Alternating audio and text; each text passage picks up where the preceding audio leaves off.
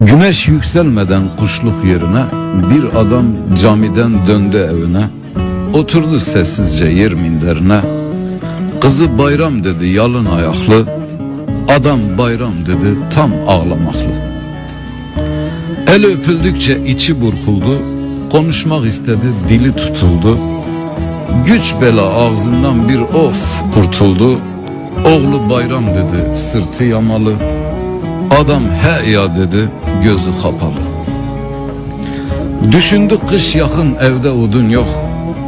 Tenekede yağ yok çuvalda un yok. Yok yoka karışmış. Tuz yok sabun yok. Avrat bayram dedi eğdi başına. Adam evet dedi sıktı dişine. Çalışsan ne iş var ne cepte para. Dağ oldu içinde büyüyen yara. Dikti gözlerini karşı duvara. Takvim bayram dedi